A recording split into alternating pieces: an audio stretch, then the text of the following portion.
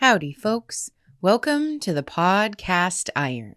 My name is Laura Mullen Vermilye, and on this podcast, I interview members of the cast iron art community in order to inspire, educate, and spread ideas about iron casting and cast iron art. This episode is brought to you by our top supporter, Sloss Metal Arts, which is a national center for iron casting and metal art. Elizabeth Kronfield, a lot of people in our community know you as Biz. Welcome to the show today.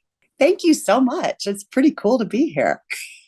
So I was making work then that was trying to pair industrial natural, trying to hold forms together. I think I was just really investigating relationships and relationships between materials and relationships between forms and just the nature of relationships, how they can be helpful, how they can be hurtful, how they can be symbiotic, how they can, be parasitic. There's so many ways that relationships affect all those components. So that's what I was investigating pretty much through my thesis year.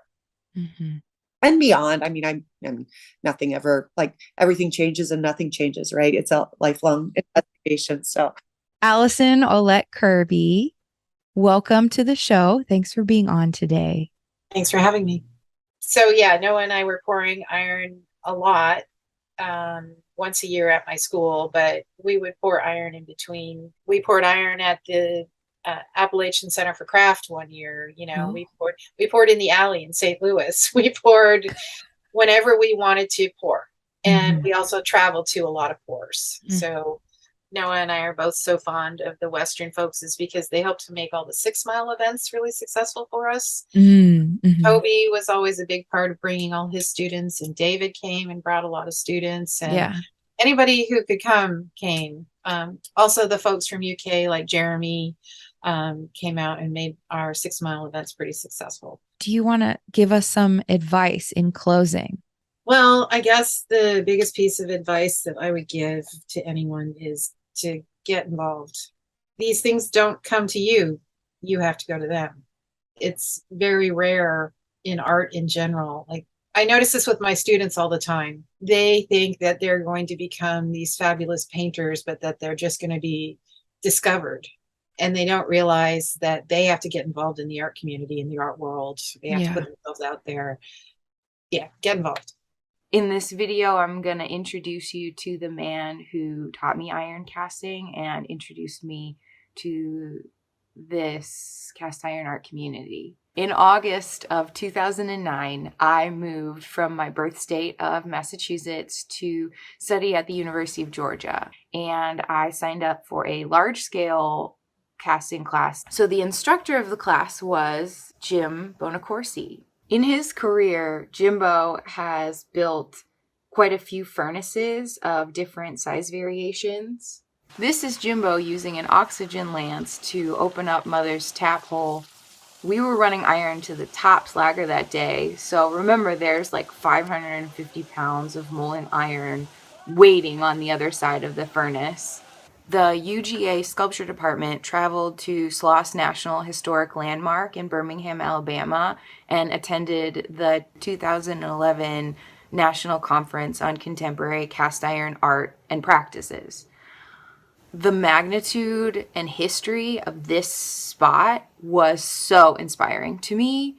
I'd never been up close and personal with this side of the iron casting industry, and everything was just monstrous.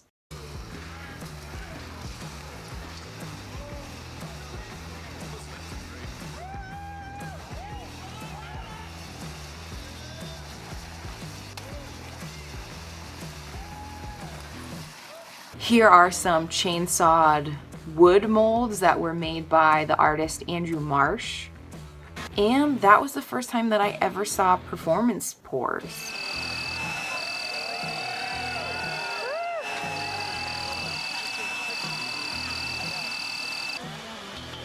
This furnace ran with the tap spout open, and when there was enough molten iron in a little ladle arm, it would tip down and shoot sparks everywhere.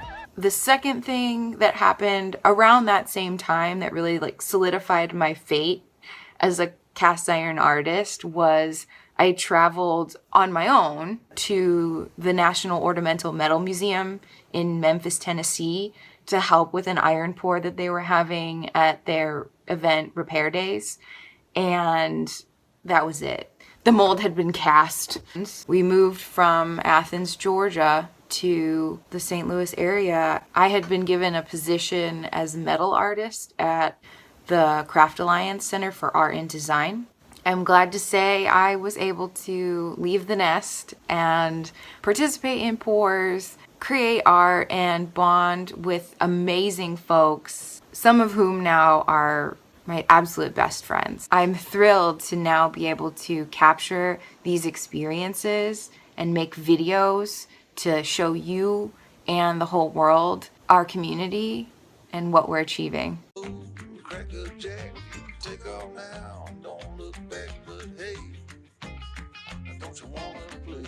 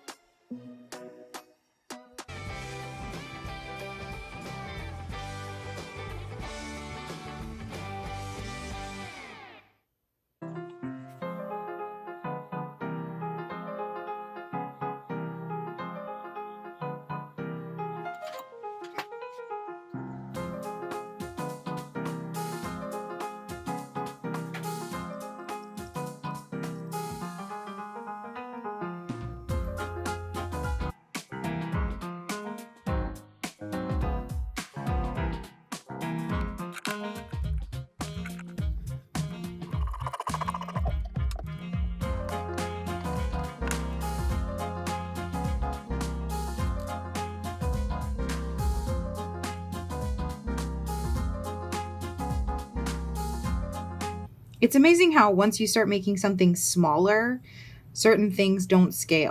Like this notch is going to probably actually end up cutting into the sterling silver bar.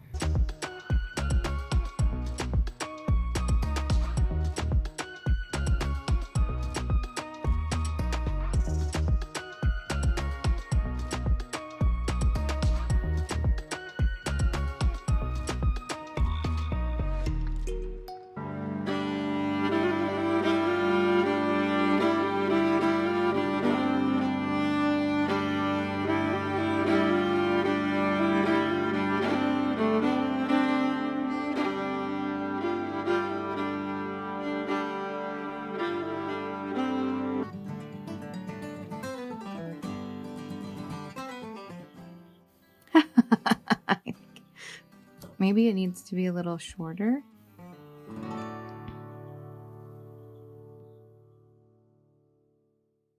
And then these are all my little pieces. So I've got, this is the back spine of the piece. This is the bottom jaws.